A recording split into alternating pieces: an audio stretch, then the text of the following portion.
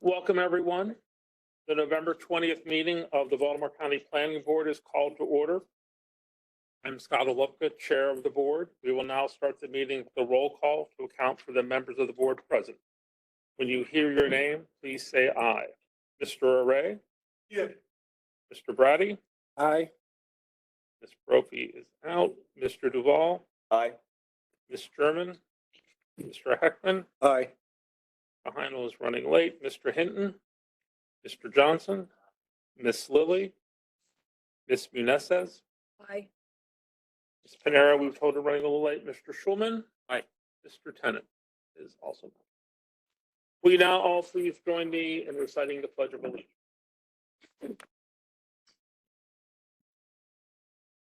Pledge allegiance to the flag, United States of America, and to the republic which stands one nation, under God, indivisible, with liberty and justice for all. Thank you.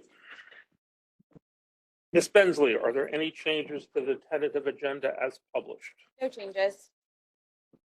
In the November 12th email, you received draft minutes from the November 6th meeting.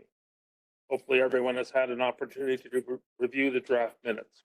Are there any corrections or additions to those minutes? Not hearing any, I will entertain a motion to accept the minutes as circulated. I have a second. All those in favor say aye. Aye. Motion carries. First item on our agenda, we have an opportunity to discuss and then vote on the small area 11 plan. Small plan 11, sorry. As a reminder, this item was introduced to the board on October 16th with a presentation by Megan Oliver of the Department of Planning, and a public hearing of the matter was held on November 6th. Staff from the department are present tonight to answer any questions we may have as we discuss. Does the staff have anything additional to add before we open up the floor for discussion?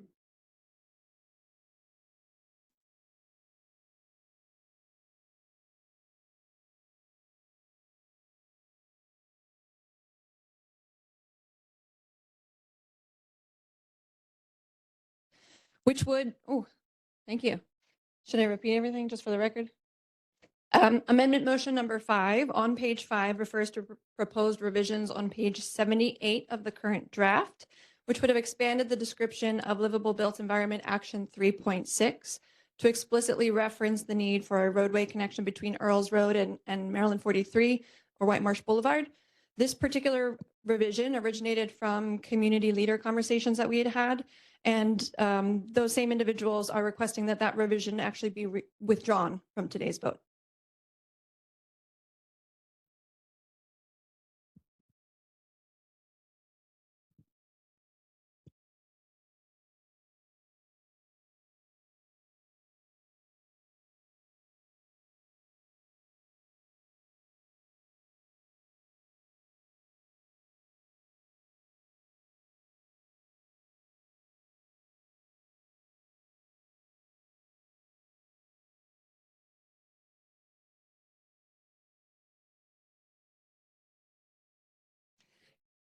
Yeah, so my understanding is that the surrounding communities and various stakeholders were wanting to be a little bit more judicious in the language that's being used around that recommendation because it has the potential to impact property owners.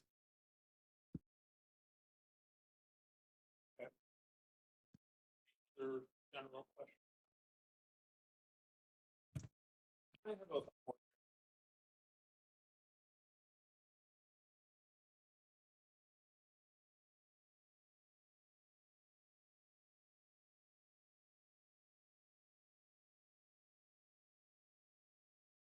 myself off.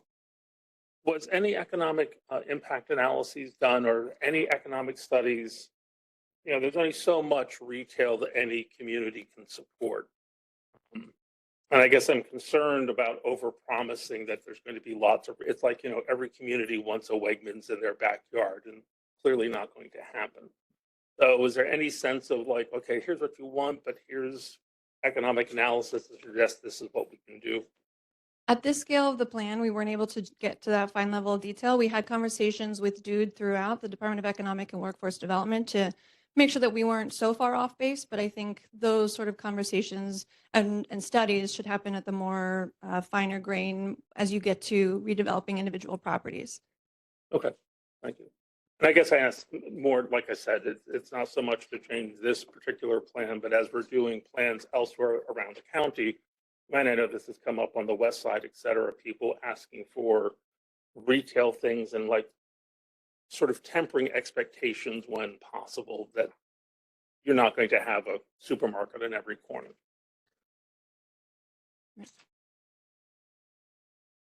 Oh, thank you. And just reminded me that while we didn't through our effort have or economic analysis like that, the Essex area in particular has done their own retail gap analysis. And so that did inform the recommendations in that particular area. All right, thank you. Anybody else have any questions, comments? If not, I will now entertain a motion. Be it moved that the Baltimore County Planning Board approves Small Area Plan 11, presented October 16th and November 6th, with amendments as of November 20th, and recommends the plan be forwarded on to County Council for review and adoption as an amendment to Master Plan 2030. Do I have a second? Second. Thank you.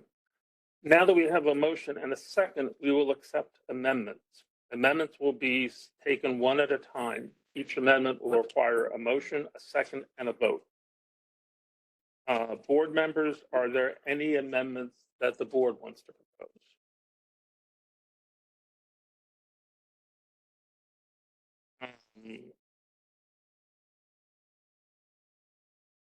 Deb, do you want to start taking Sure. us through the? Yep.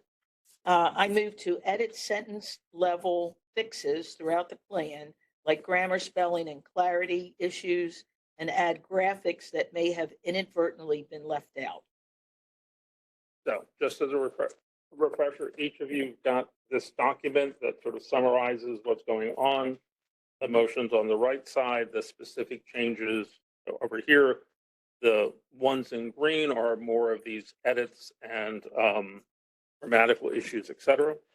So I have a motion to accept the edits and grammar fixes. Do I have a second? All those in favor say aye. Aye. Any opposed? Motion carries. I move to add the following text to page 24, following the existing statement regarding decommissioned industrial sites. The county's new Echo Park Overlay District serve as a complementary driver for future changes on these properties. Do I have a second for this amendment? Do we have any discussion? All those in favor, please say aye. Aye. Any opposed? Motion carries. To add the following information to page 45 regarding the Lafarge property. Another notable site in this sub-area is the former Lafarge Quarry, located east of Earls Road, south of Ebenezer Road, and north of Eastern Avenue. For nearly 75 years, this site operated as a sand and gravel quarry. Mining on this property ceased operation in 2021. In 2022, County Council approved a planned unit development PUD proposal for about 400 acres of the Lafarge Quarry site, a portion of which was proposed to be redeveloped as an industrial office park with about 220 acres dedicated for public use. Ultimately, this PUD approval was revoked in 2023, with council citing community opposition as a reason behind their decision. Community pushback highlighted the need for a comprehensive vision for the site, including a need to study the impacts of traffic related to any future development. Legislation in 2024, Bill 4324, established a new Echo Park Overlay District in Baltimore County, requirements for developments on certain properties with an intention of balancing industrial uses with environmental restoration. This overlay district was applied to the Lafarge quarry site. The Lafarge quarry site has been the topic of much planning discussion over the years. Baltimore County's Master Plan 2020 identified a need to establish an east-west road connection between Earls Road and Maryland 43 before any redevelopment or revitalization of this property. Additionally, Master Plan 2020 recommended developing a vision and land use plan for the site to guide long-term revitalization. Master Plan 2030 reinforced the need for both a roadway connection and a vision for the Lafarge Quarry, which it suggested could be part of the small area plan effort. The small area plan could not focus on the Lafarge Quarry to the degree that a site of this size warrants. The opportunity remains, therefore, to explore the potential for defining a clear, community-supported vision for the Lafarge Quarry, and to modify scale, quantity of images, or number of pages to accommodate the proposed text as needed. Do I have a second? I have a second. Any discussion? Ms. Oliver, I guess one question is, does the thing that was struck about 43 and Earls Road apply at all to this section, or is this generalizable enough that it's still okay? I believe this one's generalizable enough that it's still okay, and it would reinforce the need for a vision, at which point that could be further explored. Okay, thank you. I have a motion and a second. All those in favor say aye. Aye. Any opposed? And I want to thank Ms. Sherman for reading all of this. My pleasure. A teacher coming out, right? Yes, it is. There you So we ready to go on go. discussion? Yep, next amendment. This is amendment motion 4. I move to add the following text to page 62 at the end of the existing bullet point referencing the Lafarge Folsom property, quote, that is capable of serving industrial traffic, end of quote. Do I have a second? Second. Any discussion? All those in favor, please say aye. Aye. Any opposed? Thank you. At the request of the community, this amendment, motion 5, has been withdrawn. Unless there are any objections, we will move on to amendment motion 6.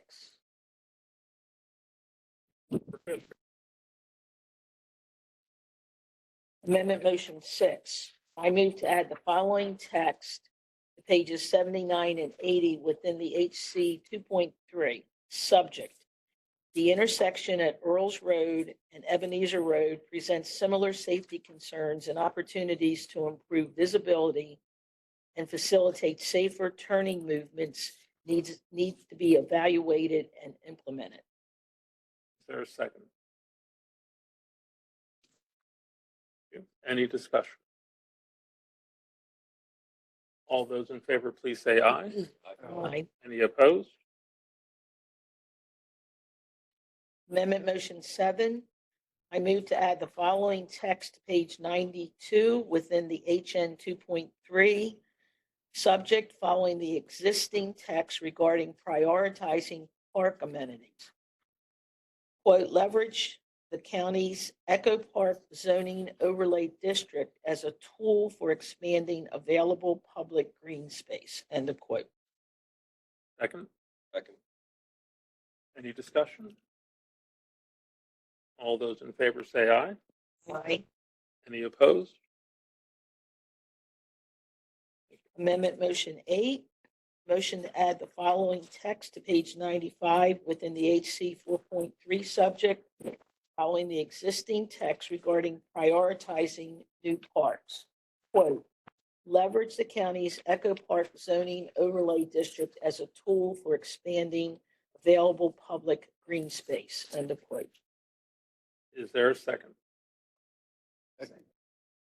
Any discussion? You're free to discuss. I mean, it's a lot of redundancy. I'm just curious, what is the difference between the last two? I think there are just in different sections of the report.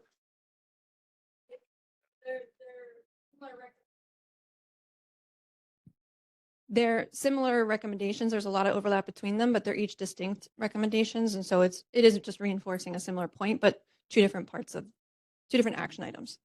So just one question while I have you. I don't want to get too far ahead, but I mean, I see a lot of the eco park stuff, which is cool, but you know how that impacts the build schools, because that's a big issue back there. We haven't folded that into any of the language here. Is it possible at some point that we could put that in somewhere or discuss that as a board?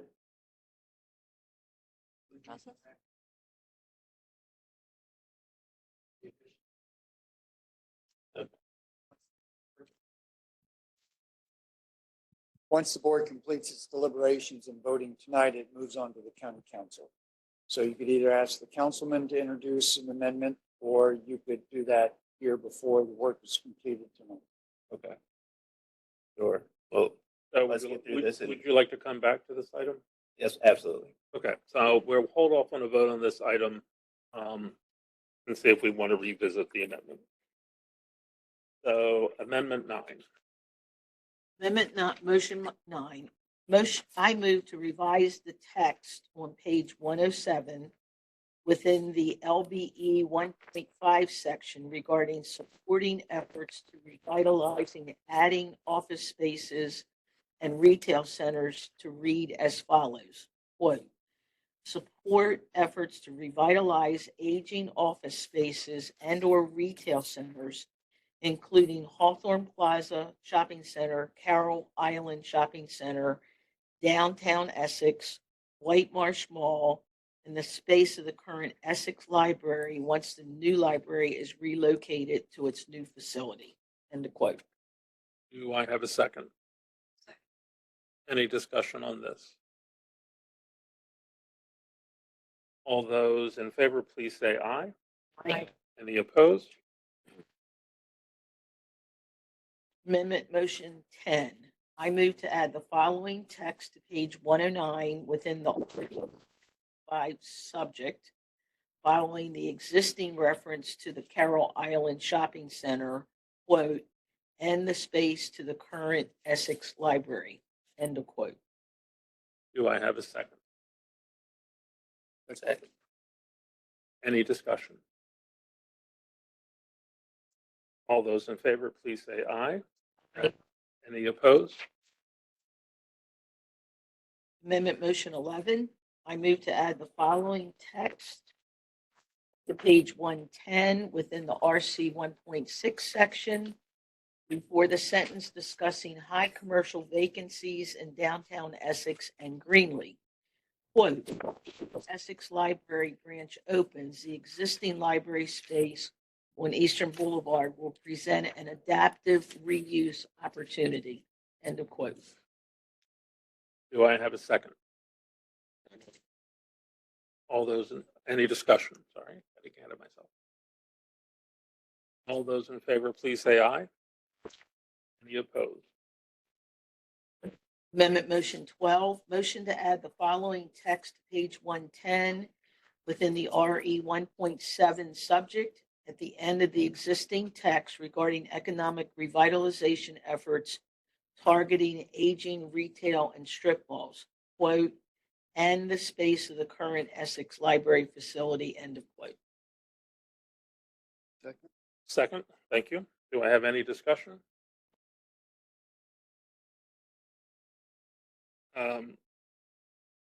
Okay. All those in favor, please say aye. Aye. Any opposed? Amendment motion 13, but I move to add a visual of White Marsh Town Center concept plan to page 114 within the White Marsh Mall node section. Second, any discussion? I have a question. Do we know what the visual will look like? That's something that has to be developed. 13 about adding a visual.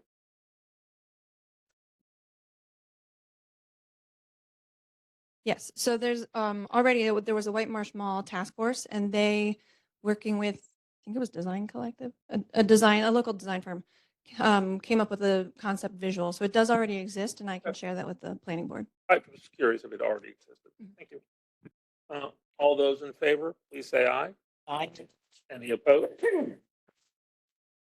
Amendment Motion 14, I move to revise the existing text on page 119 within the Eastern Boulevard Node Residential Land Uses section regarding future development to read as follows. Future development should prioritize a mix of commercial, office, and civic institutional uses supported by secondary uses like open space and light industrial. The built form should include mixed-use development designed to concentrate the tallest, densest developments near transit stops and gradually stepping down in height and intensity closest to existing residential neighborhoods. Buildings should be oriented close to the street and adhere to clear design standards such as limited setbacks, transparency at ground level, windows and doors, and very varied architectural design to enhance the pedestrian experience and eliminate blank walls. Second? Any discussion? Yeah, I have a question, Scott. Yes. Why does the community want to exclude multifamily?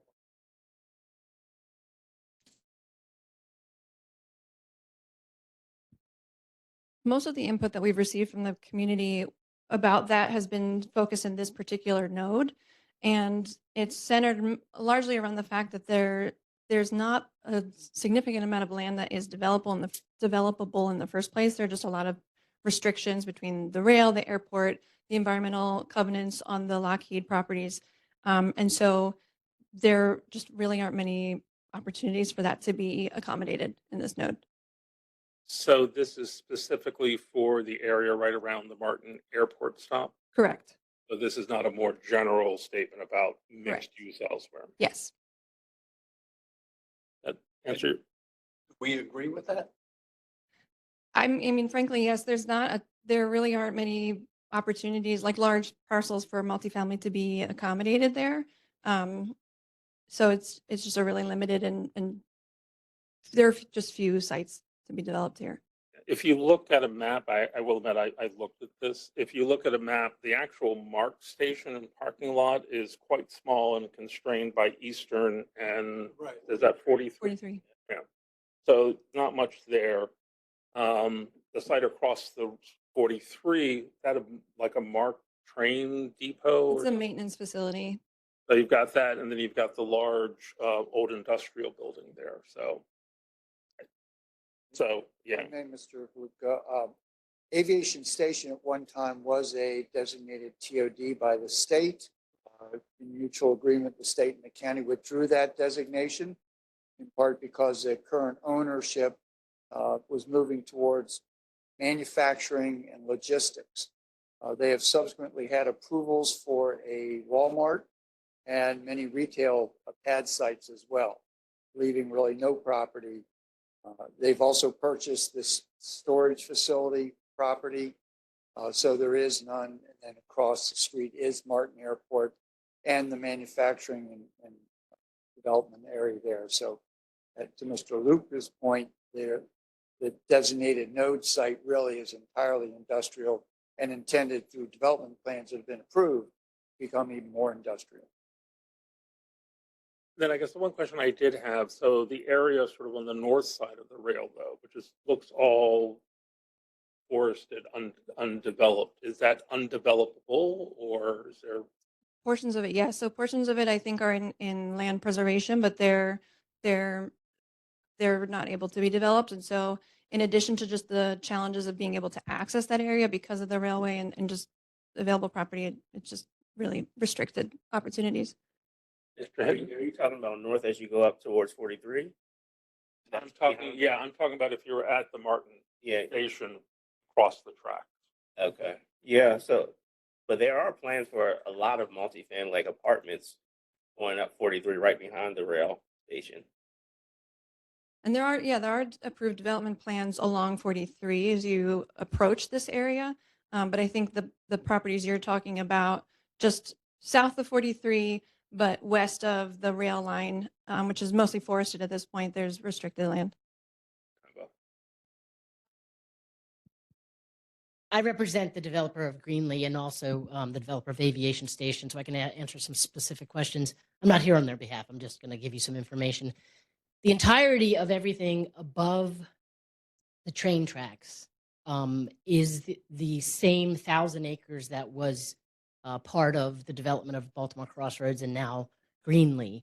So everything you see that is green essentially is in either forest buffer, forest conservation easements that have been dedicated to the county for that development. So yes, it looks like there's a lot of available land, but anything north of the train tracks is not developable at this point in time. And just to correct Mr. Lafferty, to my knowledge, the owner of Aviation Station has not purchased the self-storage in front of that. So. Thank you. Mr. Tennant? So for some of these properties that are already developed, whether it's retail or industrial, this would exclude basically them to ever go vertical if they are in zoning requirements to do multifamily above or to tear down and do a multifamily with retail on the first floor, for example. Is that correct? The plan would not restrict what they can do on their property. The plan is outlining the vision for the community.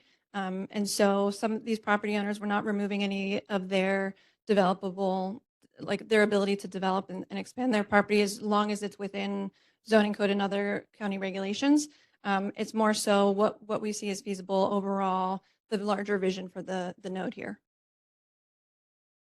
And again, this is just specific to that node around the train Correct. station. Any other questions, comments? Hearing none, all those in favor, please say aye. Aye. Any opposed? Motion carries. Thank you. Amendment motion 15, I move to add the following text to page 119 within the Eastern Boulevard node, Lockheed site section at the end of the existing text regarding infill opportunities. Quote, as part of the voluntary cleanup of the Middle River complex at the former Lockheed properties, future land uses, notably residential uses, are restricted by environmental covenants. Future uses must conform to these land use restrictions and should support the community's vision of this area as an employment center. End of quote. Do I have a second? Any discussion?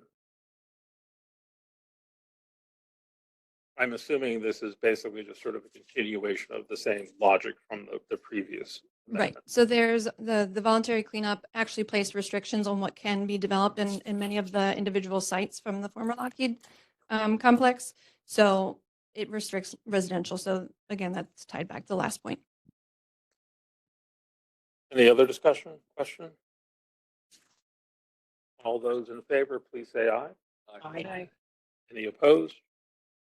Motion carries. Amendment motion 16, I move to add various implementation partners to the implementation matrix, including adding the Essex Middle River Civic Council, EMRCC, as a support partner to the following action items within the implementation matrix. LBE 1.5, 1.6, 3.5, 3.6. RE 1.5, 1.6, 1.7. RR 2.4, HC 2.3. Adding the Chesapeake Gateway Chamber of Commerce, CGCC, as a partner to the following action items within the implementation matrix. LBE 1.3, 1.5, 1.6, 3.4, 3.5, and 3.6.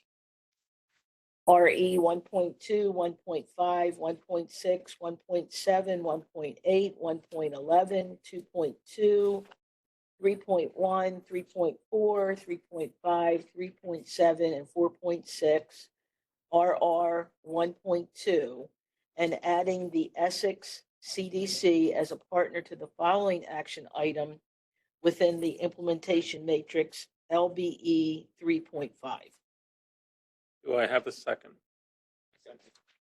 Any discussion? I'm assuming this does not preclude other community organizations or et cetera being involved. It's just specifying. Correct. And in many instances, other organizations have already been identified. These are just additions that these communities have requested. All those in favor, please say aye. Aye. Any opposed?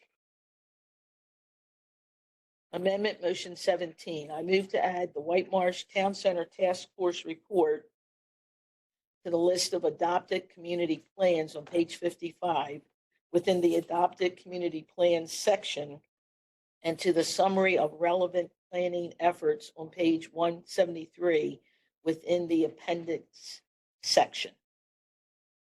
Do I have a second? Second. Any discussion? All those in favor, please say aye. Any opposed? Amendment Motion 18. I move to add a map showing school capacity to the appendix analysis maps. I have a second. Second. Any discussion? All those in favor, please say aye. I Opposed? We will now. could I just add one comment? Sure. Planning staff, awesome work. Awesome. Really complex stuff. And having just read it, I appreciate it. Thank you. Mr. Chair, we do need to revisit amendment motion number 8. That was the one that we tabled discussion on. I got it. Okay, so the motion was motion to add the following text to page 95 within the HC 4.3 subject following the existing text regarding prioritizing new parks.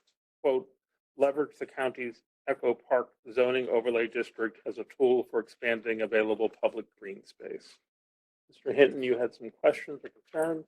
I did. No, thank you for revisiting that. So my really question was, so if you think about the history of the Lafarge plant and the Eco Park overlay, I think it's good. But one thing that was a part of that deal originally was that Baltimore County was going to get about 200 acres, I believe it was, to potentially build new schools and things of that nature on that land. Does that ring a bell to anybody? Okay, great. So my ask would be to, as we're talking about parks in this area, which I think is great, but we also have to remember that this area is growing faster than any area in Baltimore County, and already the schools are already overcrowded, all of them. So I would like to see something, hopefully in both of motion 7 and 8, that adds just using the Eco Park overlay to also prioritize not only green space, but opportunities to build new schools or something. Whoever is the expert in the room to maybe tighten that language up. Might defer a little bit to Gane, Amy, Steve. My understanding was that the previous explorations of a school on that property turned out to be that, was it the BCPS decided it was not feasible or determined there was not the right amount of land? No, I think you might be referring to the discussions that the land wasn't safe to build a school on, or is that what you're talking about? No, but I could just be misremembering something. I do remember there was some discussion that land wasn't safe to build a school because it could be hazardous because of the previous plant. Mhm. But my pushback would be, if it's not safe to build a school, it's not safe to build a park either. In order, sort of paraphrasing what Ms. Oliver said, the BCPS did do an analysis and did determine that they did not want the land for a school. And I don't know really off the top of my head whether the Eco Park overlay allows a school to be built there. And in fact, the sections in which these two are addressed are the healthy communities and, say, Jim, harmony with nature. So both really deal with health park land itself. But if you wish to amend it, then you can offer an amendment to have some reference to that, Mr. Hinton. I mean, that's perfectly okay, and we can then adopt an amendment if the board chooses to do so. So if you want to add some more language to motion number 8, which is the one before you, Or not, I would. I mean, I think schools are at the center of a healthy community, for sure. So my motion would be to amend the language to just simply add, leverage the county's eco park zoning overlay district as a tool for expanding available public green space and educational facilities or school facilities. New school facilities, And or as well as. as well as.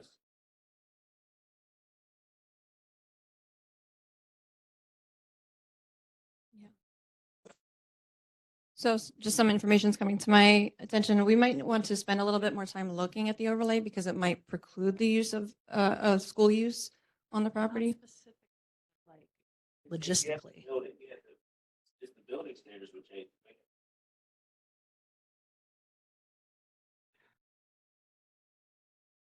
we could, you have a motion, I believe, before you, Mr. Lupka, that would add after the language, after the word green space and educational facilities. And certainly we can vote on that if it's determined through further review by county attorney or someone that that's not viable under the code. And obviously, while it's a recommendation, it wouldn't be able to move forward. That's not dismissing Mr. Hinton's concerns, just that if there's a later analysis. So Mr. Hinton has proposed an amendment to the amendment, or do I have a second on his proposal? Second. Do we have any discussions about Mr. Hinton's amendment? If not, sorry. Sorry. That's fine. Feel like we're kind of doing it backwards. We're voting on something that we may not be allowed to do. Should we wait to the next meeting for this one particular motion to make sure? Because I'm not sure either whether the eco park overlay district either precludes or allows. But I feel like we ought to find out first. Because if it doesn't allow a school, then And the motion is moot. then the motion is what? Moot. Moot. Yeah. That's all that happens? Okay. I believe so. Yeah. I think if I understood what Steve was trying to say a moment ago, also is if it turns out that it's not a permitted use, whether or not we put it in here doesn't change that fact. So just the code by itself or the regulations will still restrict that from happening, but it doesn't change the fact that Mr. Hinton brought it to our attention and it's a community expressed need. Yeah, I was more concerned about getting what Shafiq's concerns are put in the right place, but I guess we've already moved on from all the other motions. If we are still considering amendments, so if you think there's an appropriate place, I mean, I would suggest you make it a whole new amendment. Hey, you know, I if there's a more appropriate place to put this in, I agree. Talking to the robots here of ChatGPT, not sure how accurate that is, but yes, it is difficult to build a school in an eco park, but schools can be allowed through certain conditional use permits. So to me, if you have this in this document as something that the council has to consider, especially if you're going to add a school zoning map to the analysis towards the end, I don't see the problem with putting it here unless there's a more appropriate place to put it. But it's definitely something that should be considered in an area that's growing, that you already have issues with residents not being able to access the schools in their neighborhood. Mr. Ray? What reason did the public school give for their determination? I thought it was space related, like land area, but Can you double check? I do agree with Mark that instead of voting on this today, postponing for the next meeting would not do any harm, correct? What impact would that have? Would we have to? go I through the withdraw whole that suggestion. process, all of, from beginning to end? I mean, I'll read it a second. No, you don't have to read it. So I'm saying, But I mean, following proper procedures, I'm just wondering what what the implications are of where this amendment, where we Yeah, put this. I guess I don't know Robert's rules all that well, but since we've discussed and voted on all the other amendments, I think those are in proceed. can we just take public school if possible? That way we have flexibility. If there's a determination that no, it is impossible to erect a school there, then so be it. Can you add that language if possible? You can propose that. What? On your amendment. If possible. If possible. So the way that I'm now hearing is that the insert would be leverage the county's eco park zoning overlay district as a tool for expanding available public green space as well as educational facilities if possible. Yeah, if possible through conditional use permits. Is that too much? Will I do that? Okay. Don't know if that's it.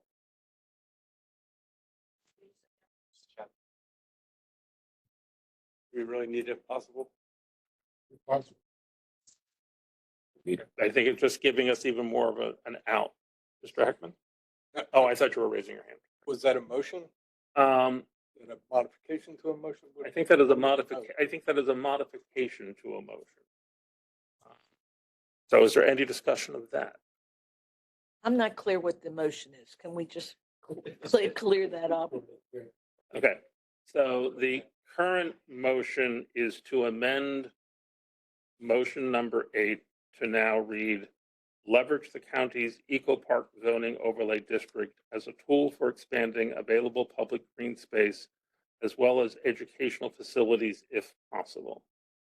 But Mr. Chair, instead of if possible, we can also say if conditions permit.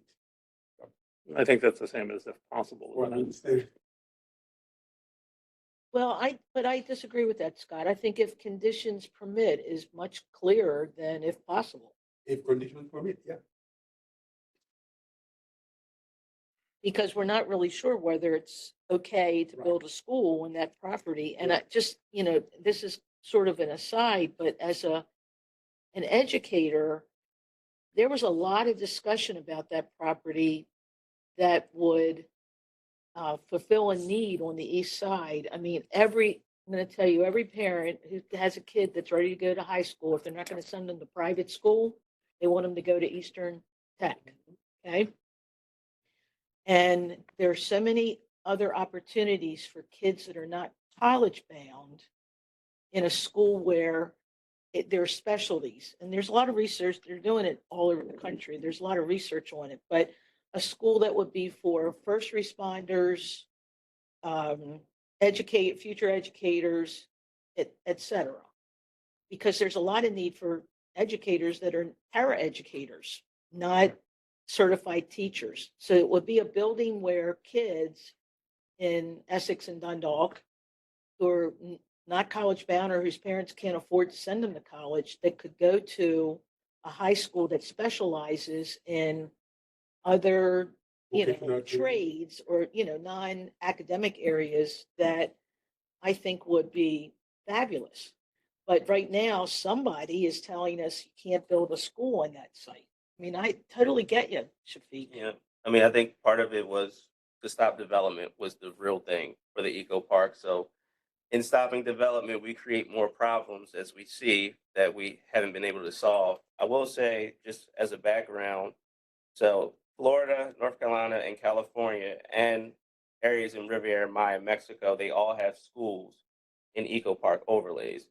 So it can be done. It's just, it's going to cost BCPS a ton of money to build to that Yes. eco overlay because they're going to have to do green roofs and all types of stuff. So unless BCPS carves out or the council decides to carve out 100 acres or 200 acres as they were of that, was it 1,000 acres, 400 acres, then it could be done a little bit cheaper, but it could be done. So again, I would say to just put it in there. If the council and the county lawyers determine that it's not feasible, then whatever. Yeah, but there are also environmental issues, problems, right? Environmental. But the environmental issue is the overlay. Yeah, so that, again, like I said, if conditions permit, right, it covers broadly. Right.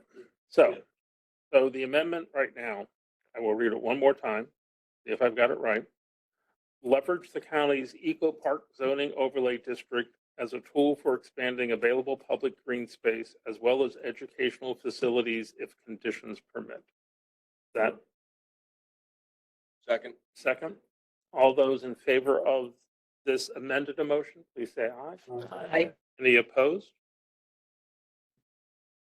Do I need to go back and do that? Is now motion number 8. Okay. Now that we have finished, we're not done. Now that we have finished the amendments, we had initially a motion and a second on the original motion to approve the small area plan 11 as amended. I will now do a roll call on that motion. So this is to approve the entire plan with the amendments that we've all just voted on. When I call your name, please say. Need a motion.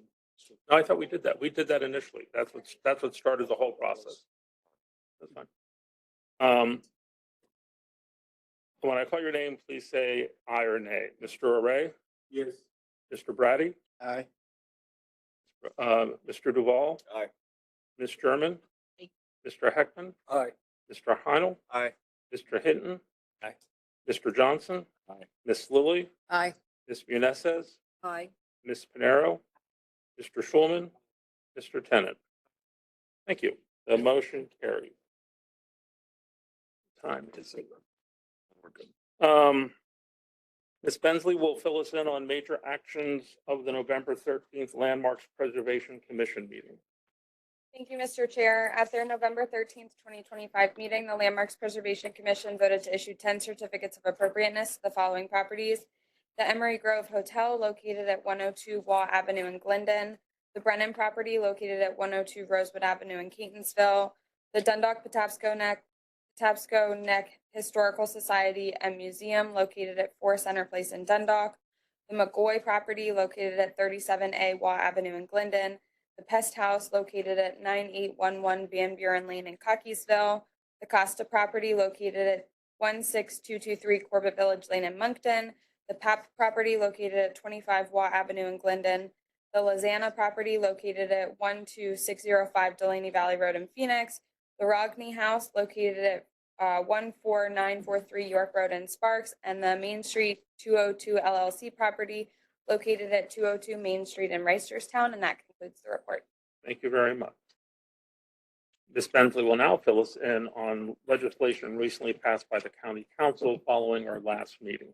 Thank you, Mr. Chair. Bill 7125, open space fee in lieu, for the purpose of amending the open space fee in lieu structure to be in conformance with Resolution 8621, updating the open space fee in lieu structure to include the mixed use district, the elderly and senior housing district, and the eco park district, amending the time of payment of fees for developments in the MU district and or developments enabled pursuant to section 259.17.p of the Baltimore County zoning regulations, and generally relating to open space fee in lieu. Resolution 5425, local open space waiver fees, a resolution of the Baltimore County Council amending certain local open space waiver fees. The Department of Permits, Approvals, and Inspections may allow an applicant for development plan approval to pay a fee in lieu, also known as a local open space waiver fee, to the local open space revenue account instead of dedicating a portion of land when it is not feasible to meet the local open space requirements on-site or off-site. The resolution provides updated tier designations to include the mixed use and elderly and senior housing districts, as well as updated pricing for fees, and that concludes the report. Thank you very much. That concludes the agenda for today. We have a public hearing in 10 minutes on the comprehensive manual of development policies. Do I have a motion to adjourn this meeting? Second? All those in favor? Be back in a couple minutes.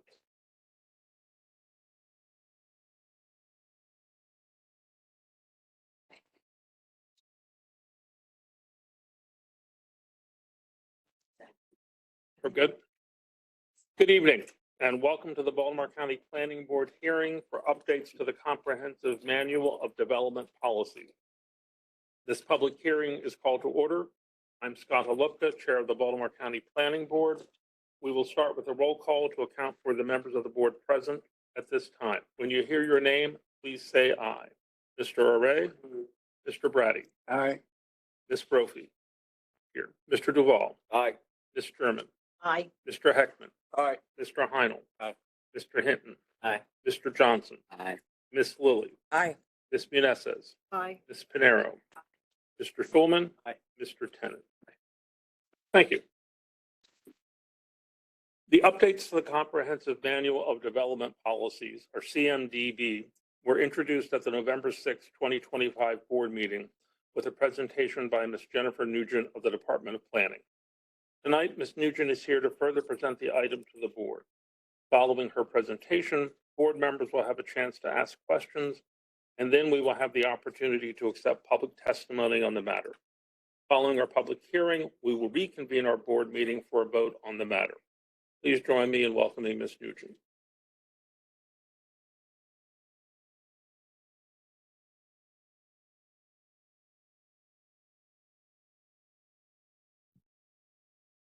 Son. Thank you and good evening. Before I start reading from my script, I did just want to apologize in advance because at the last public hearing on the small area plan, you got a very sexy presentation on a totally different type of work that the department does. My division is really largely responsible for some more technical things related to development. So with that being said, I will get through this latest update summary that we did of this EMDP, particularly this Division 2, which is the residential section. The Baltimore County Comprehensive Manual Development Policies, or CMDP, is enabled by Section 504.2 of the Baltimore County Zoning Regulations and is intended to, quote, codify in appropriate and in practical form a comprehensive manual of the land use and development policies and zoning regulations. CMDP is intended to include provisions set forth in the BCZR, subdivision regulations, and other regulations or content as deemed relevant by the Department of Planning and Planning Board. Further, Section 504.2 states that the manual also may include such other matter as the Department of Planning or Planning Board deems relevant. You may recall, for those that were here, that staff presented to you in April of 2021 the special areas and procedures section of the CMDP, as well as the commercial section in October of 2023. Both of which have been fully active and utilized since their passing. Any revisions or changes to the CMDP must first be presented to the Planning Board and then on to the County Council for approval. The proposed manual or change shall take effect 45 days after submission to the Council, unless within that 45-day period the County Council objects. In such case, the manual or change requires legislative approval. I'm going to give a detailed overview to explain this latest update to the CMDP, which, as I said before, is referred to as Division 2, residential development within the urban-rural demarcation line. When staff began to discuss this endeavor overall, we did recognize the background, history, and purpose of this document and wanted to maintain the spirit and intent of its origins. However, as mentioned many times previously, Due to the static nature of the black and white document and the inability to regularly update the document as laws and regulations changed over the years, the CMDP, for lack of a better explanation, lost track of those changes in several instances. On this slide, right off the bat, you can see that our goal was to make the document more visually pleasing and relatable. We made a concerted effort to gather imagery of development that has been built throughout Baltimore County over the years to serve as visual examples of the text information as much as possible.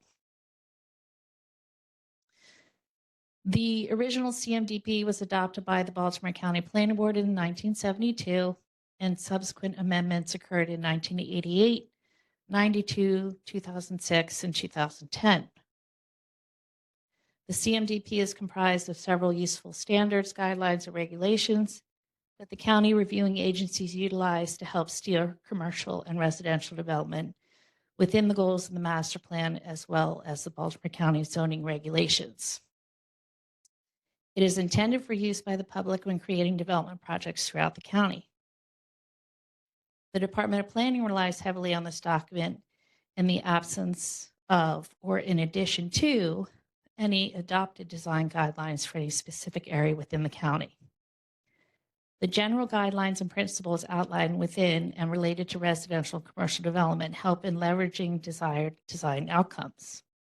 The manual is also referred to and used by other county reviewing agencies.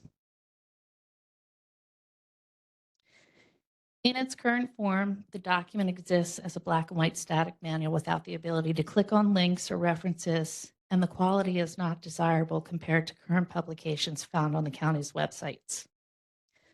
Some content of the CMDP has been affected by legislation passed through the last several years, and so in some instances, the text may need changing or removal altogether as it is no longer relevant.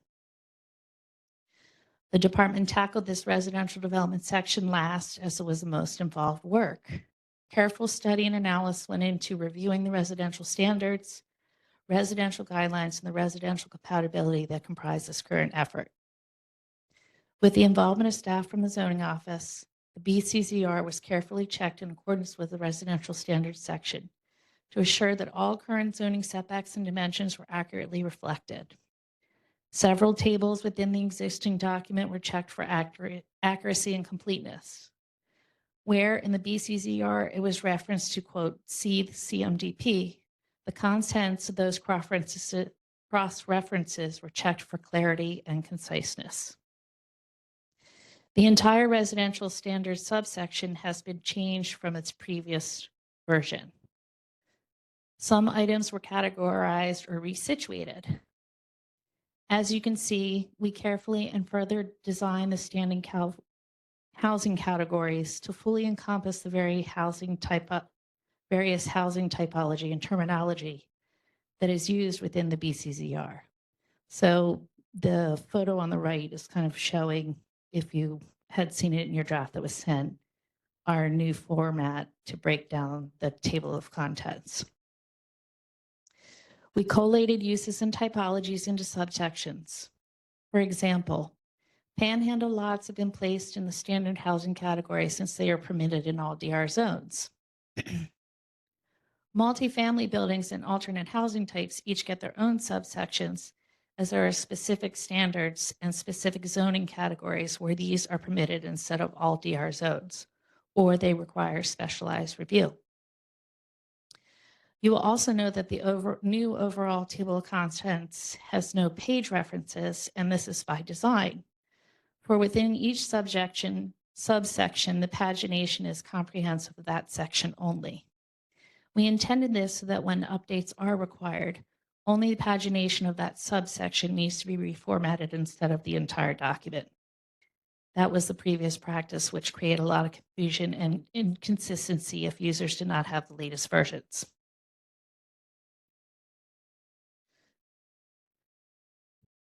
Moving on to the subsections. Within the residential standards subsection, you can see here how we have carefully organized the various dwelling categories and called out which zones permit their use.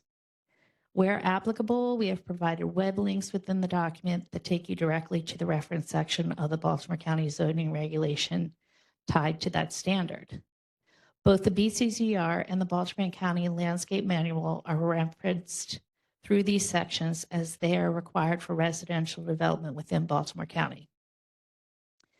The standards have also more fully designed and graphically demonstrated definitions found within the BCZR definitions, specifically within the multifamily subsection with regard to 2/2 multifamily development and quad units, both of which the county have seen come into play more frequently in recent years. With regard to all the setback requirements throughout this division, no standard has changed from the BCZR. To reiterate, we have checked the CMDP for accuracy so that this is directly reflective of the requirements set forth in their current legislative capacity within the BCZR. One aspect that was changed from the current version is the percentage requirement for residential overflow and visitor parking.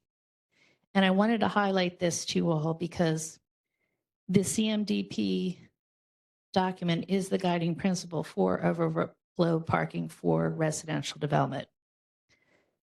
In the current version of the CMDP, the standard sets that percentage of a 15% requirement.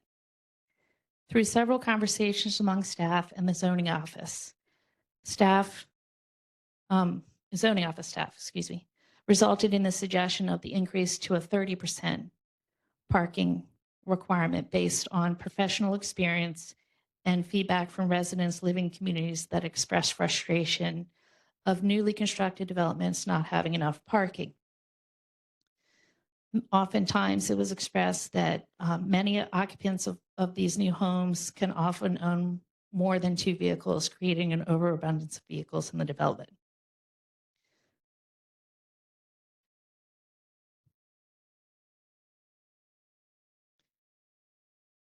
Continuing with the standards, where necessary, definitions have been added to clearly explain development types. Oftentimes, the group house term is confusing to the layperson when really a group house can be a townhouse development. So we went and put the definition directly from the BCZR right onto the opening paragraph of that house type. Important to note also was the change in terminology to one of our alternate housing types in this standard section, known as neo-traditional housing. The neo-traditional term and type of development was created out of the state of Maryland's Economic Growth, Resource Protection and Planning Act of 1992 in efforts to reduce development sprawl and control growth within the state. The term, quote, neo-traditional was used because early projects were designed to mimic the look and feel of traditional neighborhoods from before the mid-20th century. Developers and planners soon realized that neo-traditional was limiting, and a movement grew to broaden the scope. As that has been some time ago, the phrase terminology shifted, and in 2010, the section was reformatted and renamed traditional housing, but kept the same standards and principles. Unfortunately, with a simultaneous change of administrations and departmental leadership at that time, this updated version, while it's reflected in the Baltimore County zoning regulations, it did not get updated in the CMDP.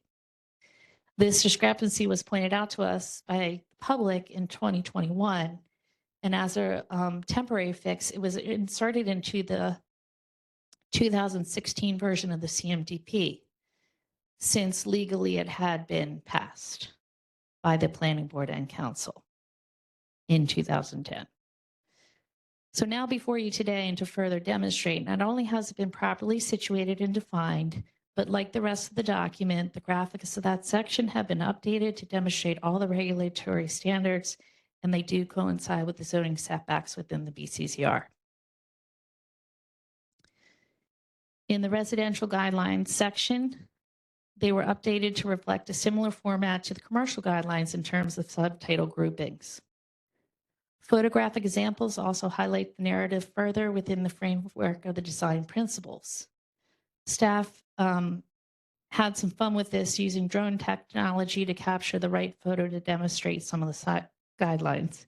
And I did just want to highlight that because on that far page on the right of the screen at the top, we were trying to get the right angle to show how a historic structure and its environmental setting could be a highlighted feature of a new development. So what you see in the foreground with all the grass and the mature trees, and then the one house in the middle, that's all historic, and a new development is built around it. Within this section, we did add the department's requirements for pattern books, which are a regulatory element of major residential plans and PUD plans. It was placed in the CMDP for ease of reference and guidance when developers are preparing to go through the major subdivision or PUD process.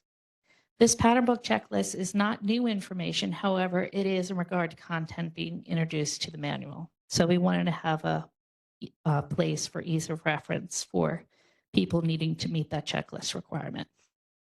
So that's the only thing new in the guidelines section. The final subsection of the residential division is residential compatibility. With last year's passing of Master Plan 2030, the revision of the comprehensive manual development policies will help facilitate the master plan goals of conserving and enhancing communities, promoting design quality, and protecting scenic and historic resources. The Baltimore County Development Regulations, zoning regulations, and CMDP require the Director of Planning to make compatibility recommendations to the hearing officer for the following development. Development other than single-family detached, semi-detached duplex housing that occurs in DR 55 zones, planned unit development projects, and single-family or semi-detached housing that involves a zero lot line or Z configuration, and traditional housing design, which was formerly neo-traditional. Guidelines and regulations for compatibility requirements and findings can be found in Baltimore County Code Section 324402. The residential transition area for attractive land may be modified as directed by findings pursuant to that section of the code. In making the recommendation, the planning director must find that the proposed development is consistent with the compatibility objectives listed and codified. When staff took on the analysis of the current compatibility section, it was noticed that the ordering of the objectives was out of sync with the county code. Therefore, the updated version has the objectives synced with the order of the objectives of the Baltimore County Code. None of the text or content from the original version of the compatibility section is changed, with the exception of updating and coloring the graphic representations within the section.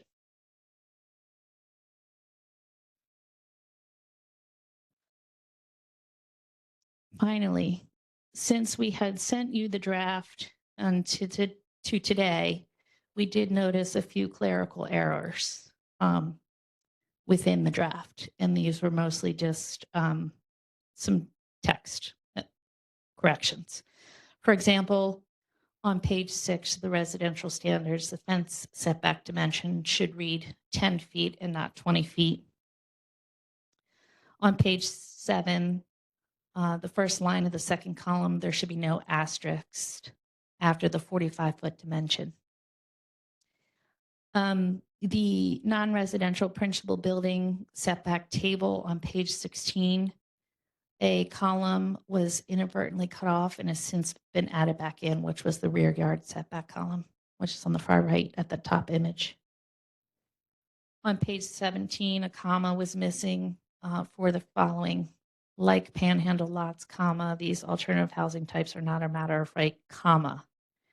That comma was missing, so we added that back in. And then finally, in the compatibility section, page 22, the graphic was incorrectly shaded and has been corrected, because when you have existing townhouse development and proposed townhouse development, RTA is not required. So that's why you see the two yellow directly adjacent to each other. And so that is my conclusion summary of the updates. So I have any questions? Thank You you have very any much. answer? Thank you very much. Does the board have any questions at this time? I guess that, Ms. Meneses? So you say there are no page numbers? There are page numbers within each subsection. So we didn't sequentially number the whole Oh, division. We just created each subsection with their own pages. Oh, okay. A couple of questions. So I know that this manual has been updated periodically. Is there any legislation of like how often it needs to be done, or is it just when the need arises? Just when it arises. And then second, sort of a process. I mean, as we know from listening to the small area plans or listening to CZMP, there's often lots of public input. I mean, other than tonight, did this process call for or require any sort of public discussion or chances for people to say, here's, here are problems we see, or is it just as things accumulate over time and so you sort of know what the issues are? So some of the things that we have kind of implemented into this update have been kind of public information gathering over the years that I've just made note of. In addition to some of these corrections that we knew needed to happen because there's legislative changes. But in terms of a formal public process, like a small area plan, no, and we're not required to do that. And I guess another question, I mean, something I would like the board to talk about at some point. Yeah, I know, for example, that Baltimore City is recently considering legislation specifically looking at parking requirements and whether to relax them. So the decision to go from 15% to 30%, that was based on. Yeah, I can talk about that a little bit because it was kind of a debate back and forth. With commercial development, I think we tend to have an overabundance of parking that's underutilized. And then kind of the flip, like I mentioned in my presentation, the flip is kind of occurring with residential. While we are trying to reduce impervious surfaces and environmental impacts, there's got to be a balance of providing enough parking and overflow parking while also, getting some good design and helping the developer at the same time. So it's kind of a tricky balance. And so the 30% would be, so if you had 100 units, you'd have to have 30 parking spots now set aside for visitors. Am I understanding the way that? Math's a little different, but yeah, you have to have a percent at 30. We're recommending 30%. Where it was a strong suggestion that came out of staff from the zoning office. That staff is no longer with the county, so we're not married to it either way. Well, I guess Sure, you're going to hear from some people behind me that have things to say about it. I guess my other question is, so I'm assuming then that there's also a minimum number of parking spots required per unit. Yes. And what is that, 2, 3, 2.5? It depends on the unit type and the density. But is it 1.5, 2? Yeah, depends on the density. Again, I'm just trying, as I said, I know that there's been a lot of push both in It could be anywhere from 1 to 1.5 to 2. Okay, so it could be as low as 1. So if somebody has two cars, then they only have one spot assigned to them. Right. So for example, you got a townhouse that's got a single car garage. And we always try to put a provision in our development review and I think the ALJ even says it too, the garage not be converted to storage or residential use. That doesn't often end up being the case. And so you've got a 1-car garage is never used and 2 cars parking in the driveway and not enough setback to accommodate those 2 cars. So the cars are blocking the sidewalk, yada, yada, yada. I know that well in my neighborhood. Okay, thank you. Anybody else have any questions? We will now call upon those who have completed the sign-in sheet located in the Jefferson Building lobby to speak on this topic. Speakers will be called in the order that they registered. Do we have any speakers? Yes, we have 2 speakers. First up, we have Patsy Malone. Thank you. What time do I have? 3 minutes? 2 minutes. Now I'm going to introduce myself. For those of you who don't know me, my name is Patsy Malone. I'm a land use attorney at Venable. I've appeared before the planning board numerous times in my 30 plus years doing this. I've processed numerous residential development plans in Baltimore County, and I have a lot of experience applying the CMDP and the BCZR. And I didn't realize that this was up for public hearing and vote tonight. I'm asking the planning board not to consider the manual for vote tonight and actually not to consider it at all. Engineers, developers, builders were not given an opportunity to review this and to comment prior to the introduction of this to the planning board. I, in fact, didn't even know about it. I was only monitoring the planning board agenda because of the small area plan, which you heard earlier. I alerted some engineering firms with whom we work. I have not gotten comments from everyone. I have met with one engineer at DS Thaler and Associates. We sat down and went through every page of this. During our review, I found some errors that I understand Ms. Nugent has already taken care of, and I appreciate that. I also noticed some substantive changes, and the most serious one, of course, is the additional overflow parking that is required. This change would have significant impacts on projects. I mean, so then assuming you pass this, then we're at the council, then we're arguing about grandfathering. It is, and Chris is going to speak more about this, the numbers are more than you would think. So I'm going to let him speak to that. So I think that the development community needs more time with the manual to assess the manual. There is no urgency to pass the manual at this time that I'm aware of. And one of the things that I understand that from Jen's presentation, that they have, most of it is just an update and in colorizing it. But what I think really needs to happen is some of these regulations are very old and outdated when it comes to market conditions. And I think that we should take more time. The one, for instance, is that there's still a requirement that townhouses can't be any wider than 20 feet. There's a lot of exceptions or buts, but that does not allow us to do more affordable units. I have had a project that successfully integrated 16-foot wide townhouses, Towson Green here in Towson. It's a very, very nice project. We had to do that through the planned unit development process.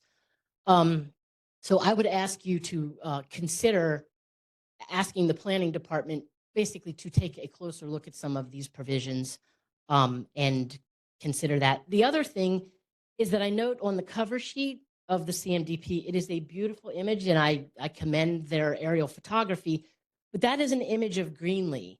Greenlee, which we discussed earlier, does not comply with the zoning regulations. It does not comply with the CMDP. What I think we need in these kind of documents is more flexibility so we can do more projects like that. So thank you for your time. Does anyone have any questions? Yes.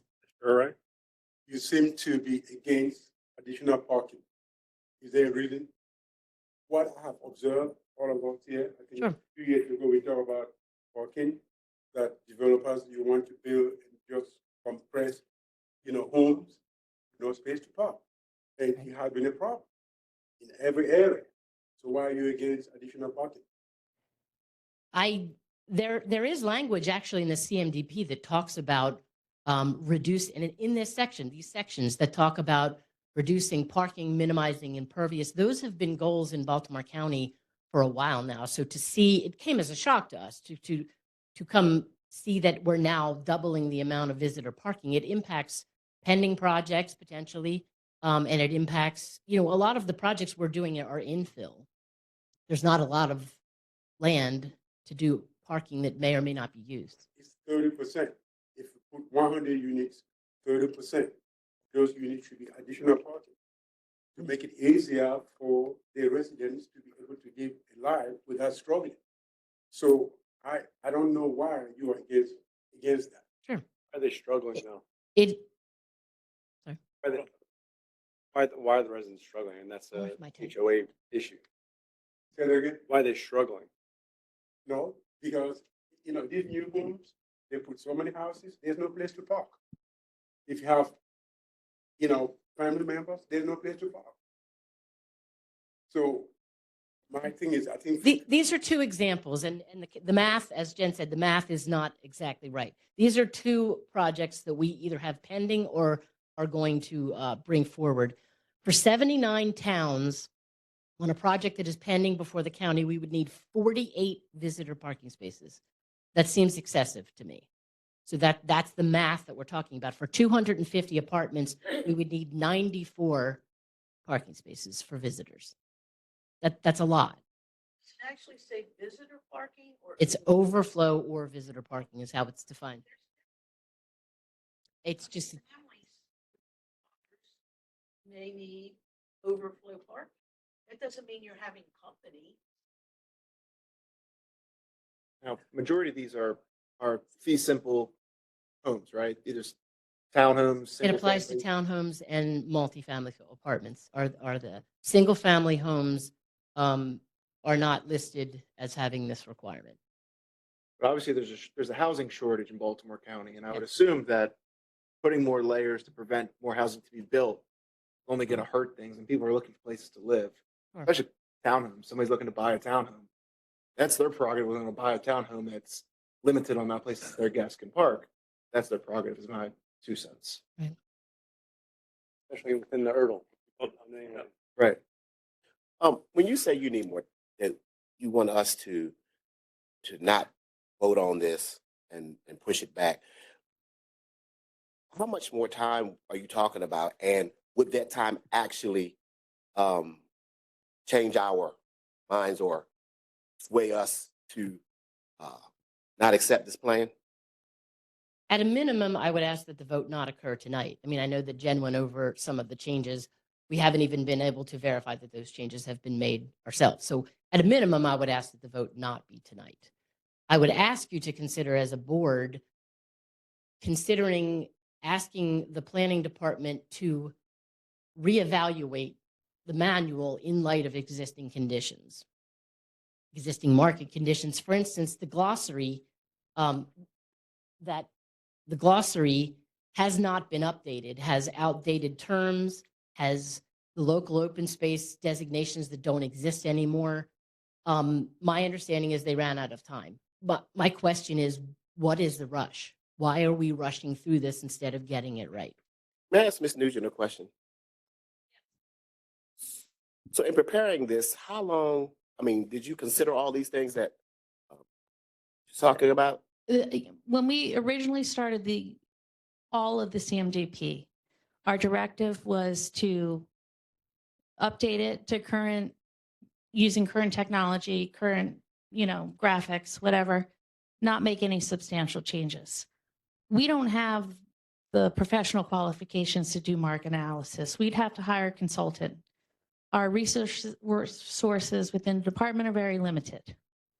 This has taken this long to do because we had to divide it up into sections with the limited staff that my division has to do. So we were trying to make it the least impactful as possible. The standards, with the exception of the percentage of parking, we have not really changed. We reorganized things. We might have substituted a word for a different synonym or something like that, but we have not. And we did not tackle the glossary. And I said that in my introduction. I said, as time permitted, we will go ahead and do the glossary at a later date. And we would take the time to make note of what's outdated or not relevant anymore. We had heavy dives to the local or the landscape manual because that was recently updated. So that's hyperlinked throughout. I don't believe, unless I missed it, because sometimes when you stare something long enough, you do, any reference to local open space within the body of either the standards or the guidelines. So the standards are reflective of what's in the zoning regulations. The guidelines are guidelines. So that's to answer my question. Does this also include for age restricted or 55 plus communities, that same guideline for double the amount of, say, visitor parking? That also include 55 plus? We don't really break it down with age restricted or 55 plus. It's just by the So use. that means any new 55 plus community would require double the amount of parking, which a lot of the 55 age restricted either don't have yet. That's considered multifamily, or it depends on what dwelling type it is. Yeah. Okay. So it does include that then as well, so they would be subject to that requirement. What you answer? Yeah, I guess. I'd like to ask the board members to at least raise their hand so that we can do it in an orderly fashion. Anybody else on this side? Then I'll come back on this side. Mr. Array? Back to parking. Now, did you look at other area jurisdictions as to the percentage of parking? Other areas, you mean other counties? Or states? That was within our discussions, yes. Did you follow up? Did you do some analysis? What is the average? What is? It ranged anywhere from 20 to 30%. Mr. Hinton? I just want to clarify, make sure I understand, and I'm sorry if this is a redundant question. So for that percentage, like I really don't care about the math, but are you saying that we would need to build, like select a parcel of that development and say this is just straight parking spaces? Or are you including like, okay, there's a curb along this street, 4 cars It can could be park there? parallel. Visitor and overflow parking can be parallel parking. Is that what you're asking? No, I'm asking like, is it, if you're building, so for example, the new community that has 80 townhomes, right? Is there going to be like a parking lot for parking or? Typically, how residential development, if they're trying to meet parking requirements, they're not building actual parking lots. My experience has been wherever they can find a pocket of land within all the housing they're trying to squeeze in, plus the environmental constraints, wherever they can find these open pockets, they'll slip in maybe 3, 4 spots, go down the road, slip another 4 or 5 spots until they meet that number. Thank you. So, I mean, I know we're focusing on parking, but I know there's got to be other things in this manual that are. Yeah, we're all hung up on the parking. Like I said, the original said 15. You all could vote tonight and say, keep the 15. We're not married to it. It was just a suggestion. It's what it's always been in the manual. I think I made the argument that based on experience and feedback that we got from residents that live in new developments, there always is frustration for lack of parking. I guess my question is, if we decide not to vote on this tonight, if we vote on it later, will it change anything? I guess that's what I'm trying to assess here. I got the impression that the development community did not get what they feel is an adequate chance to address this. So I think at a minimum, it gives that. I'm like, okay. Mr. John and Mr. Hinton? I just asked a follow up. Ms. Malone talked about the size of the width of a townhome can't be less than 20 feet wide. Is there anything in this manual that we could talk about in this manual about the size not being smaller? Because I understand with the affordable housing thing, but so that you can accommodate a larger garage. So, for example, these, as I call them, the American 2-car garage is not really a 2-car garage. So you're asking folks to park 2 SUVs in their garage, and they really can't. You know what I mean? So people that have 2-car garages are still parking on the street, taking up what could be that overflow parking. Like, can we talk about that so that we can actually park in our garage or driveway to make this a little bit easier? We can certainly talk about that. And what it really boils down to is math, I guess, because you get a 22-foot wide townhome and you want a true 2-car garage. Where's the front door go? It's all garage doors. And I get it. that is not desirable. We do not want our developments to be auto-centric. We want this to be a pleasant place to live, and you don't want to see cars all over the place. I mean, it's just. No, I agree, but like even in a single family house, new single family homes, a 2-car garage is like a 20 by 20. That's not big enough. You know what I mean? Just not. Mr. Luca, if I may, the task that was undertaken was not to change the regulations, not to change the standards, but to try and modernize in light of the fact certain legislation has been adopted to change some of the zoning. If the direction is to review of the regulations that apply to development, that's a much different task, goal. In all due respect to Ms. Malone, she's requesting that we review and revise regulations that are adopted within the manual. And that was not what was undertaken. To your point, Mr. Hinton, similarly, we look at the percentage of coverage of the front of the lot, excuse me, of the structure, in order to decide the size of the garage that would be acceptable.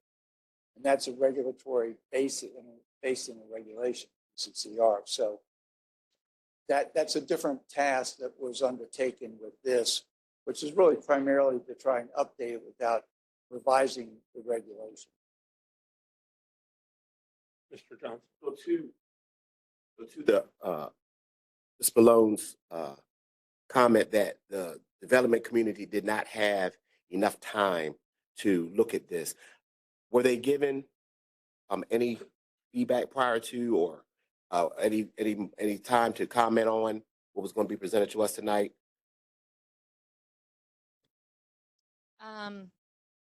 I know that Ms. Malone asked for a copy of the draft that you all had tonight. I know the development community is fairly certain, I'm fairly certain the development community is aware that we've been taking on this task for the last several years.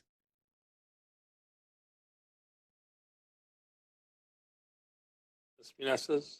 So this parking regulation, but you said it's a new policy that was It's introduced so by someone who's no I'm longer. pointing out that this percentage requirement in the zoning regulations for overflow and visitor parking in residential zones tells users to use the requirements found in the CMDP. And that currently is the 15%. In this update, we've proposed 30.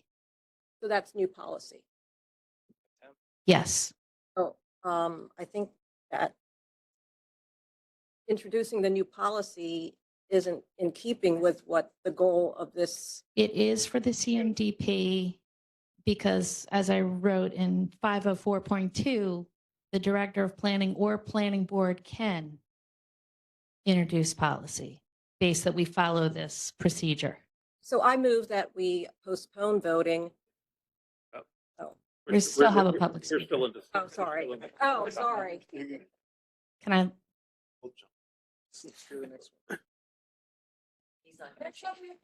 I'm Chris Mudd from Venable. I work with Patsy. Reserves Two of you. Reserve the balance of your time. I agree with you that we should delay the vote. So in all seriousness, I was going to speak a little bit off the cuff, and I'm going to do that, kind of addressing a few things. When community plans and things like that are presented, and the planning department does an excellent job of going out into the community to hear what they have to say about things that are going to impact them. That did not happen here for the development community. The development community are essentially the constituents, if you will, of the CMDP. They're the ones who put the plans together to evaluate the way in which things are put together. And the first time that we were able to see this was when it was introduced to you all. So we've been given 2 weeks to take a plan that supposedly, I don't mean it this way, that is presented as just updating things. And we don't even have a red line to see what's updated, to what's been changed. So Patsy, to her credit, spent hours with one engineer. We'd love to do it with more, but she spent hours with one engineer trying to sort through and see where the changes were. She has a version of this that's all marked up with highlighting. And she's taken a lot of time to try and figure it out. All we're asking you for is a little bit more time. I understand that, and I think the point you were making was that this is not meant to change policy, but it did in at least one instance that we've figured out at this point relative to the 30%. I understand that the 30% may be appropriate. I would suggest that it is appropriate in certain circumstances, but not all. I don't think it's a one-size-fits-all circumstance. You may have a neighborhood, a new community that you plop down that's situated between 5 other communities, and there's not enough parking there. And who's going to bear the brunt of that? The other communities, because people, if they can't find a spot here, are going to go to those other ones. That might be an example where more parking is okay. I'm working on a development now. I'm not going to name it. It's not next to any communities. But to require that developer to put 30% instead of 15% means more units comes off, fewer units available for people in Baltimore County when we're in the middle of a housing crisis. And these are problems. And so that's what causes us to come here and what causes us to get a little animated about this. And I appreciate your attention. I hear my buzzer. That's it. Thank you. Thank you. Mr. Brady. Question. Oh, for me. I'm sorry. Yes, sir. Aside from the parking, Yep. the 15 to 30%. Yep. And so we leave the 15% alone.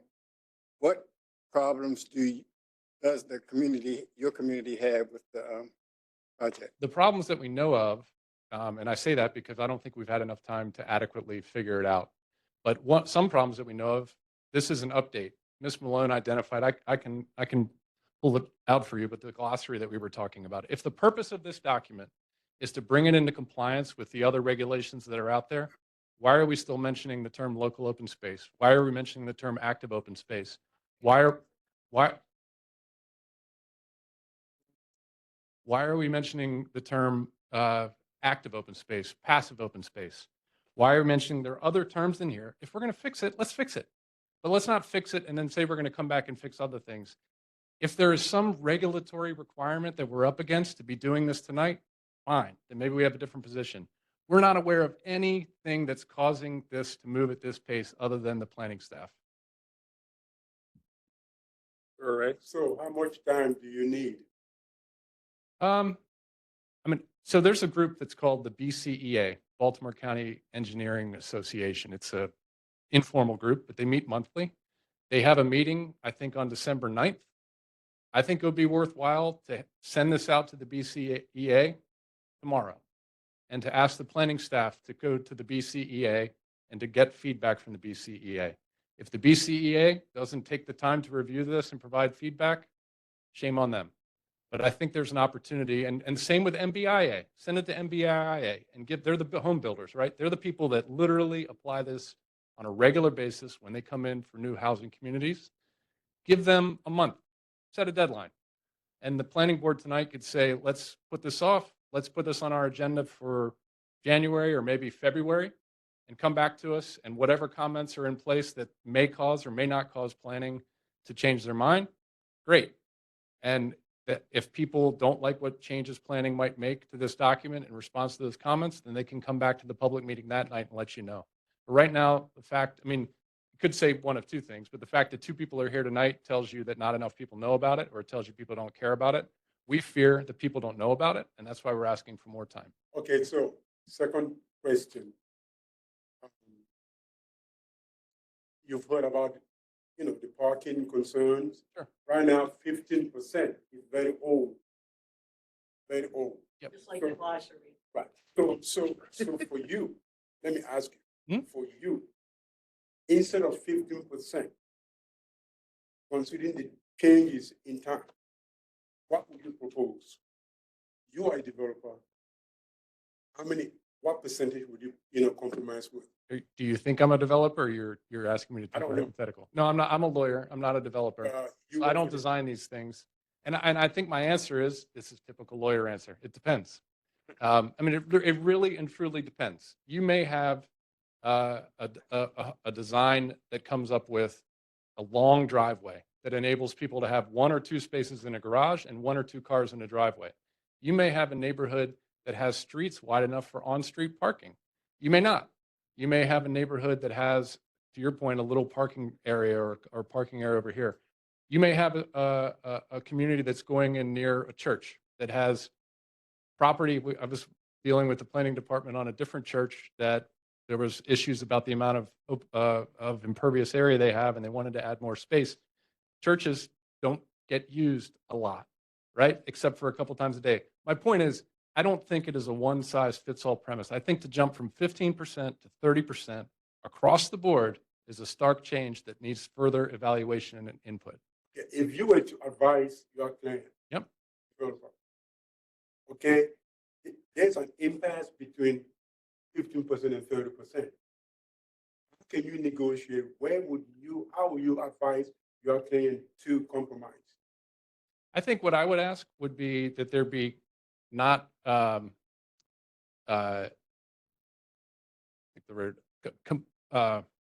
language that would compel somebody to go to 30%, but to set, maybe if you were going to go to 30 or whatever the number is, to suggest that at a minimum, it needs to be this amount, and that depending on the circumstances, the department may ask for more. And then so the way the development process works is this document, along with a bunch of other things, the county code, the zoning regulations, they become the law, the rules that are in play. When we go to the hearing officer, we have to demonstrate that our plan complies with all laws, rules, and regulations.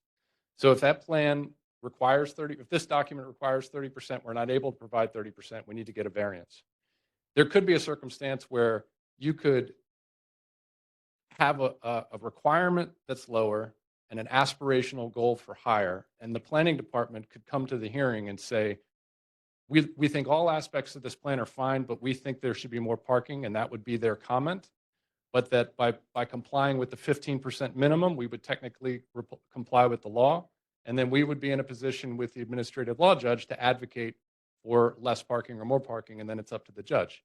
But if there's something that's not across the board significant extra amount there, and there's room to talk about it, I think that's what I'm suggesting. And you're asking me, I'm doing this off the top of my head, but that's what came to my mind as a way to facilitate, to basically suggest that parking is an issue. This is not the first time we've heard about this, by the way. Sometimes we have, we come up and we hear where these communities have been upset because they're getting hit by people coming into their neighborhood. And that's an example where it might make sense. And even a developer may say, you know what, we probably should have more here so that we're not taxing those communities, or they'll hear from the communities at a community input meeting.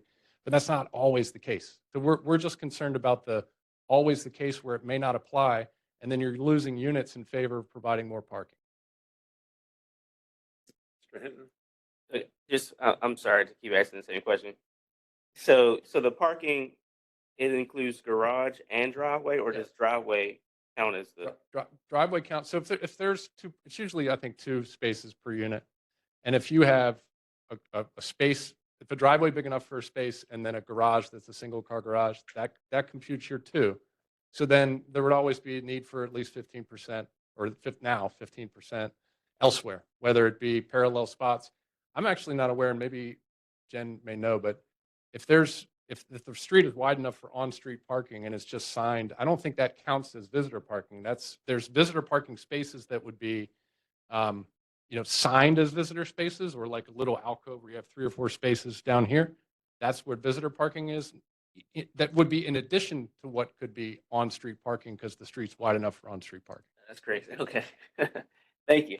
Sure. Mr. Schulman? I mean, just a comment. I mean, I think we're getting a little too granular, with this one parking issue. I think Ms. Nugent said it herself. She said that there's limited staff. She used those words that looked at this document. So it should be our job to say, hey, how do we get more eyes on this document? Because it's an important document. And I think that that's really what we should be deciding at the end of the day. How do we get more eyes on this document? Any more questions or comments for any of the speakers? Not hearing any. If there are no further questions or comments at this point, this concludes our public hearing. We will immediately reconvene for discussion and vote on the matter. Do I have a motion to adjourn the public meeting? Second? Second. All those in favor? Aye. Thank you very much. Okay, good evening. The public meeting of the Baltimore County Planning Board is now reconvened and called to order. I'm Scott Halupka, Chair of the Baltimore County Planning Board. We will start with a roll call to account for the members of the board present. When you hear your name, please say aye. Mr. Array? Aye. Mr. Brady? Aye. Mr. Duval? Aye. Ms. German? Aye. Mr. Heckman? Aye. Mr. Heinel? Aye. Mr. Hinton? Aye. Mr. Johnson? Aye. Ms. Lilly? Aye. Ms. Muneses? Ms. Pinero? Mr. Schulman? Mr. Tennant? Aye. All right. This evening, we now have an opportunity to discuss and then vote on the updated sections of the CMDP. Ms. Nugent is still here to answer any further questions the board may have as we discuss and before we vote. Now's the time to bring up any outstanding issues or make a motion. Mr. Brady. Question for Ms. Nugent. Can you take the 15% out? Just I mean, the 20%, the 30% out and just leave the 15% in there? That's what I said we could do if you all wanted to make that motion. I did also want to say, though, I have been reviewing development in the Department of Planning for 20 years now. And my experience over those years as development has been coming through, some of the county's regulatory standards have been varianced in greater percentages. So not only are you having a development come in, they're asking for reduced road widths, which precludes allowing for parking even on parallel circumstances, and increasing density on a site to get more units in and not having the ability to do visitor parking. So, you just have to kind of take all those things into account. And if the home builders wants to review, that's fine, and the engineering wants to review, but I don't think it really is going to change our position in that we still have a responsibility to the citizens of this county for quality development. And that means quality of life. And that means not overcrowding the land and finding a proper balance of what is good development and what is burdensome. So, and I understand developers' plight lately, especially in Baltimore County. So happy to take their feedback, happy to keep the 15%. Mr. Johnson? Well, I mean, I understand that, but I think that what they're asking is that they be able to look at it further. Not only the parking may be an issue, but there may be other things in the plan that may be an issue. That's fine. And like I tried to emphasize, we really tried very carefully not to change a lot. If they want the time to take a look at that and point out some things that they feel are different, but we were very careful and mindful not to really change anything. Briefly, when you make these plans, And a point of also, we did not do the glossary. The glossary is not regulation. The glossary was to expand on some of the terminology when the CMDP was written to explain what those terms mean. They are not regulatory. so you don't have an issue with more time for people to look at it and give more input. No. Mr. Array?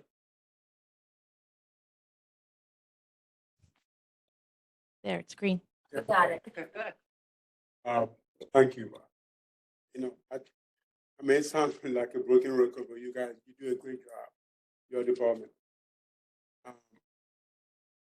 I have a problem, with the percentage.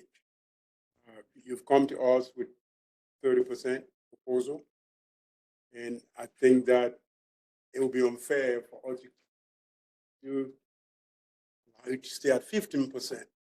We need to look for compromise in between. The lawyer right there, he said he will compromise, which I agree with you. So if we don't vote on this today, I will be against keeping the budget at 15%, because it needs to be expanded somewhere. Where do we compromise? Maybe let's postpone the vote, and then you can send it to all these entities again. The lawyer, you said you need 2 weeks, right? You said you need. Okay. Okay. Okay, so it doesn't cause any, so there's no impact on either party. Am I correct? No impact if it is postponed? No. Okay. Are there hands raised on this side? Can I make a motion yet? You may. I move to defer the final vote for a period of 60 days. Do we have a second? Second. Any discussion on this? I will do a roll call. So the motion is to delay the voting on the CMDP for 60 days to give others in the public a chance to review and respond. Am I understanding that correctly? Okay. Just for the residential section, correct? Yes, Thank you. yes, for the residential section that's been presented to us. Yeah. Mr. Array, Yes. Mr. Brady, Aye. Mr. Duval, Yes. Ms. German, Yes. Mr. Heckman, Aye. Mr. Heinl, Aye. Mr. Hinton, Aye. Mr. Johnson, Ms. Lilly, Aye. Ms. Panero, Aye. Mr. Schulman, Mr. Tennant. Aye. Thank you. The motion carries. This is the conclusion of our agenda. As a reminder, we do not meet in December. Our next meeting will be in January 2026. Additional information will be provided closer to the meeting date. Do I have a motion to adjourn the board meeting? Second? Yes. In favor? Aye. Thank you all very much.